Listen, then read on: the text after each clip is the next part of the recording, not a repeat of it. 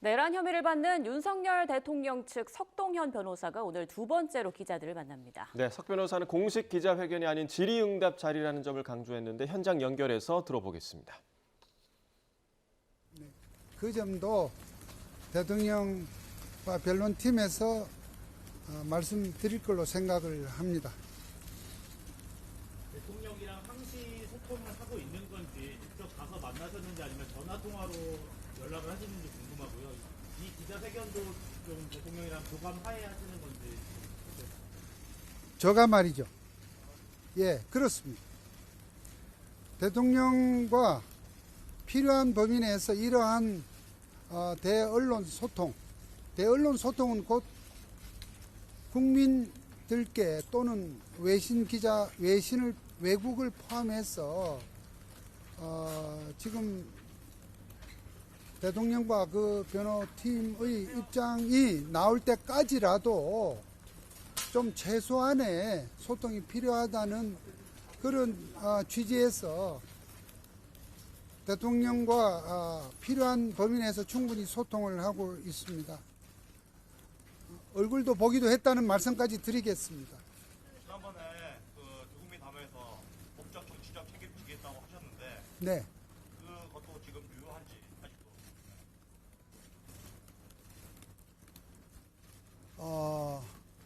대통령께서 지금 최근에 세 번의 대국민 발표를 하신 걸로 알고 있습니다. 그 말씀 중에 대통령께서 말씀하신 그 워딩을 생각해 주시면 될 것 같습니다. 정확히 제가 어떤 워딩으로 했는지 지금 우리 기자분의 말씀을 꼬집어서 답변을 드릴 수가 없고요. 제가 기억나는 부분은 수사든 탄핵이든 당당히 맞서겠다고 말씀을 하셨습니다. 맞서겠다고 하는 것이 당신의 입장과 또 견해를 적절한 절차에서 밝히실 의지를 피력했다 이렇게 보고 있습니다. 오늘 기자간담회 한다고 했을 때 대통령께서 가장 강조했으면 했던 부분 혹시 전달하셨나요? 그렇게 구체적으로 뭐를 어떻게 얘기하라 이렇게 이 협의 의논했다고는 할 수 없고요. 어쨌든 지금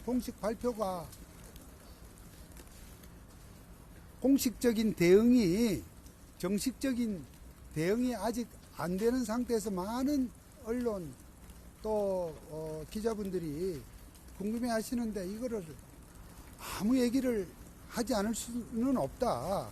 그래서 할 수 있는 범위 내에서 수사 또는 재판 또는 헌법 재판, 탄핵 심판에 대한 그런 법적 대응 이런 부분은 지금 준비 중에 있는 변론팀이 짜이면 거기서 이렇게 하겠습니다만은 그러한 선을 넘지 않는 범위 내에서 그래도 기자분들에게 좀 말씀할 수 있는 것은 제가 지금 대통령님의 의중과 또 돕는 대통령의 의중과 이번 이 사태 대처를 돕는 분들과의 교감 속에서 제가 그래도 말씀드릴 건 드리고 또 아직 그런 부분을 저보다는 공식 변론팀에서 말씀해야 될 부분을 좀 구분해서 말씀을 하겠다고 해서 그렇게 동의를 했습니다. 아까 수사에 당당하게 맞서겠다 이렇게 말씀해 주셨는데 현재에서 보내는 서류들 왜 수치 거부하시는지 여쭤보겠습니다. 그런 사항도 대통령과 변호인 단에서 나중에 정돈한 입장을 말씀을 드릴 것으로 생각됩니다. 제가 제 견해를 말씀드리는 건 이 시점에서 어떤 견해를 말씀드리기는 어렵습니다.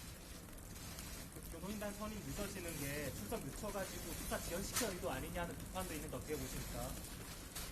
그런 질문에 대해서 제가 바로 답변을 드리기는 어렵겠고요. 다만 지금 대통령께서 최적의 어떤 변호인단을 이렇게 구성하기 위해서 여러 가지 지금 생각을 하고 준비 중에 있다는 정도로만 말씀을 드리겠습니다. 대통령의 수사 가이드를 받고 있는 검경의 수사를 무시하는 것도 하나의 전략이라고 하는데 그 방법에 대해서는 고려하지 않으십니까? 제가 참 오늘 이런 자리를 이렇게 만들면서 참 고민하고 곤혹스러울 거다고 예상했던 부분들입니다만 대단히 죄송스럽게도 하여튼 그런 부분들에 대해서 제가 코멘트를 하기는 지금은 아니라고 생각을 하고요. 어쨌든 조금만 더 기다려 주십시오. 많은 국민들이 대통령님의 건강을 목표하고 있습니다. 대통령님의 건강. 김홍일 변호사랑 윤곽근 자, 아니 여기 말씀을 지금 하신 게라. 어쨌든 대통령께서는 거듭 이번의 계엄 선포로 인해서 국민 여러분들께서 놀라시고 또 충격을 받으신 부분에 대해서는 이미 국민께 사과를 했고 또 앞으로 기회와 절차가 있을 때에 하실 것으로 봅니다. 그와 같은 송구한 마음에는 아무런 변화가 없고요. 다만 앞으로 전개될 사법 절차 그리고 헌법재판 절차에는 대통령으로서 국가 최고 지위에 있는 입장에서 왜 이 상황을 국가 비상사태로 보게 되었고 그렇게 해서 헌법적 수단의라고도 할 수 있는 비상계엄을 선포하게 됐는지 등등에 관한 부분 그에 이르기까지의 국정 최고 책임자로서의 고충 이런 부분들에 대해서 소신껏 그 입장을 피력하겠다는 것이 당당하게 맞선다는 뜻이지 어떠한 하여튼 조금이라도 어떤 이 사항에 대해서 뭐 이렇게 일각에서 말씀하시는 뭐 그런 좀 너무나 일방적인 생각 뭐 이런 뜻이 아니고요. 소상히 그러한 입장과 견해를 피력하겠다 하는 그 입장입니다. 뭐 건강 질문하셨는데 제가 답할 상황은 아닙니다만 건강하십니다. 이제 그만하시죠. 예? 야당에 대한 경고 목적이었다고 하셨고 네. 여기에 대해서 충분히 예상하셨다고 그랬는데요. 그거랑 좀 상반된 진술들이 나오고 있는데 그 부분에 대한 입장은 그 부분도 다음에 변호인 팀이 조만간 이 정돈된 답변을 하실 것으로 생각이 됩니다. 공수처로 일어나된 이후에 대통령님 반응은 혹시 어떠셨는지랑요. 김홍일, 윤곽근 변호사 외에 추가로 합류한 변호사 혹시 있으신지요? 어쨌든 지금 공수처로 수사가 이렇게 넘어갔다는 뉴스를 저희들이 봤는데 하여튼 그 부분에 대해서도 제가 말씀드리기보다 곧 변호인단에서 또는 대통령께서 언급하실 것으로 생각이 됩니다. 대통령이 의원들 다 끌어내라 이런 진술들이 나오고 있는데 대통령 다 부인하고 있습니다.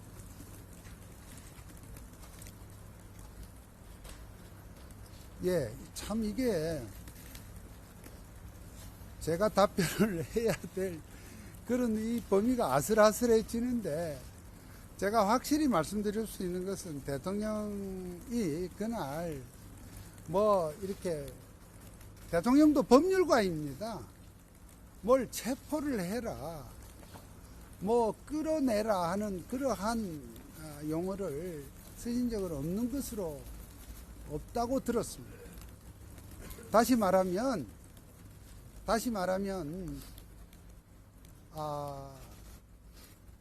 실무장하지 않은 그러한 상태의 군 300명 미만의 군인들이 그날 국회로 간 상황이었고요. 그 넓디 넓은 이 의사당, 국회의사당 그 주변에 그 정도밖에 인원이 되지 않았고 또 대통령께서 절대 시민들과 충돌하지 마라. 또 그러니까 이 군과 군을 제외한 나머지 거기에는 뭐 국회 관계자들도 포함될 것으로 생각합니다. 그러한 지시를 이렇게 지시와 당부를 했다고 알고 있습니다. 시민과 충돌하지 말라는 지시는 누구한테 한 겁니까? 그런 사항까지는 다음에 우리 변호인단에게 물어주십시오. 제가 그런 사항까지 다 일일이 오늘 답변 드리기는 어렵습니다.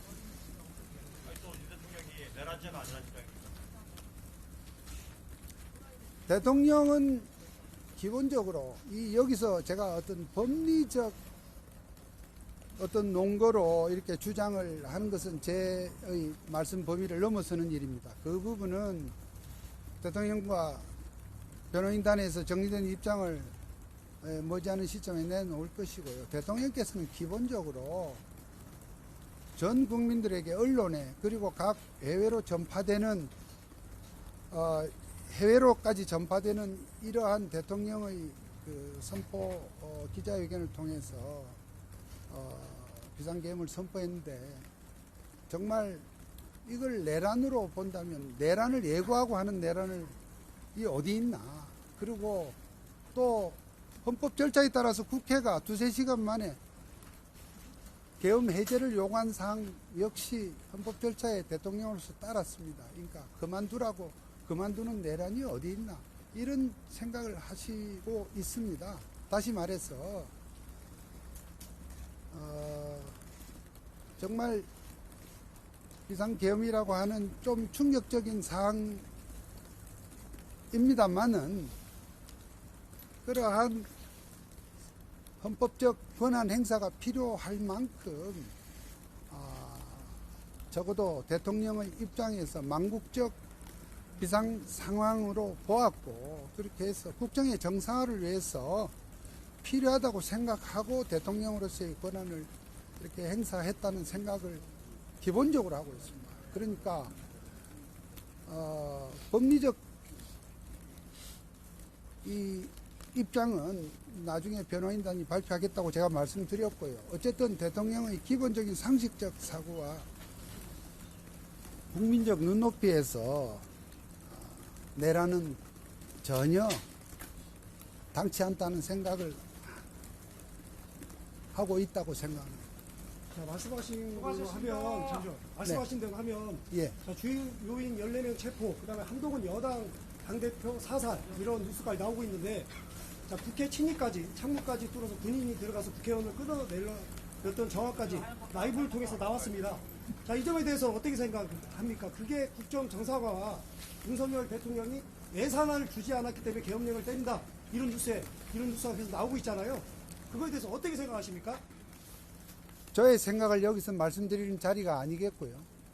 그러한 부분에 대한 입장 또 설명은 나름대로 대통령께서 계엄 해제 후에 발표하신 담화문 또 그리고 탄핵 표결이 의결이 된 이후에 발표하신 담화문에 기본적으로 나와 있다고 생각합니다만 더 추가적인 내용과 또 특히 법리적인 관점에서 그렇고 또 당시의 어떤 그런 자세한 상황에 대해서도 좀 정확하고 객관적인 사항이 조사 확인이 되어야 하지 않겠습니까? 그런 사항들은 앞으로의 그러한 사법 절차, 헌법재판 절차에서 저는 가려질 것으로 생각을 하고 이 자리에서 저의 의견을 말씀드리기는 어렵습니다. 자, 수고하셨습니다. 예. 확실히 거론돼서 김영현 장관에 관련한 검찰발 가짜뉴스가 판을 치고 있습니다. 쓸데없는 유튜버들 질문 받지 마시고요.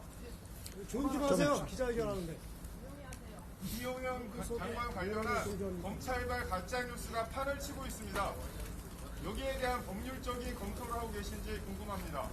그러한 사항을 포함한 법리적 대응이나 또 법리와 관련된 배경, 의견의 입장의 배경 이런 부분은 머지않은 시기에 대통령과 변호인단이 구성이 끝나면 밝혀질 것으로 생각합니다. 김홍일 윤곽근 변호사 외에 김홍일 윤곽근 변호사 외에 추가로 지금 합류하신 변호사 있으신지 언제까지 구성 마치실지도 알려주십시오. 저는 누가 더 있는지 알지 못합니다. 또 그리고 지금 그러한 구성이 머지않은 시기에 될 것이라는 정도만 말씀을 드리겠습니다. 머지않은 시기가 연내입니까? 그것까지는 제가 말씀을 못 드리겠습니다. 어쨌든 머지않은 시기가 될 겁니다. 변호인단 구성한다고 하신 게 일주일 넘었는데 지금 안 구하시는 건지 못 구하시는 건지 말씀 좀 해주세요. 준비해가는 과정이라고 생각해 주십시오. 태포짓이 없었다는 건 본인 원인인가요? 예? 태포짓이 없었다는 건 대통령 본인이 하신 말씀인가요? 그렇습니다. 그럼 체포디시 대통령이 체포 채자도 얘기한 적도 없을 뿐만 아니라 도대체 체포를 하신 적이 없는 건가요? 예, 아니 제가 들은 바로는 그렇습니다. 그러니까 체포를 했다 안 했다를 떠나서 체포하면 도대체 어디다가 데려놓겠다는 것입니까? 그런 점을 좀 앞뒤를 좀 생각을 해달라는 것입니다. 뭐 여러 가지 뭐 이렇게 설들이 분분하고 합니다만은 기본적으로 그러한 생각을 하신 바가 없습니다. 그러면 계엄 선포 3시간 전에 삼청동 안전가옥에서 도주와 경찰청장 등은 왜 만나셨다고 하시던가요? 그 점에 대해서는 제가 자세히 알지도 못하고 말씀드릴 수가 없습니다. 자세히 알지 못하시는데 지금 대통령이 체포하는 명령을 안 내렸다고 말씀하시는 건 어떤 근거이시죠? 그 부분은 대화가 있었습니다. 어떤 대화가 있어요? 아니 그러니까 체포의 채자도 꺼낸 적이 없다는 부분은 내가 대화를 했으니까 말씀드릴 수 있지만 전날 안가가 어떻게 하고 하시는 말씀에 대해서는 제가 모른다고 말씀드렸고 말할 입장에도 있지 않다고 말씀드렸습니다. 대통령께서 변호인을 하는 게 언제쯤이신가요? 예?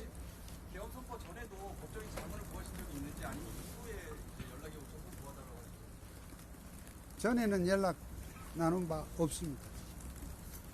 우리 최 기자 지금 질문한 게 계엄 선포 전에 뭐 했냐 그거죠. 전혀 대화나 소통을 한 번은 없습니다. 대통령께서 변호인단에게 거짓말할 가능성에 대해서 생각하고 계신가요? 예? 변호인단에게도 거짓말할 가능성에 대해서 생각하고 계신가요? 제가 그 점에 대해서는 특별히 답변할 필요성을 못 느낍니다. 체포 그럴 리가 관련해서 있겠습니까? 나머지 진술자들 진술은 전부 다 통일되어 있는데 체포 명령이 있었다는 거에 그러면 대통령 왜 나머지 관련자들 입을 맞췄다고 보시는 건가요? 나중에 변호인단이 정식으로 구성이 되면 그때 말씀해 주십시오.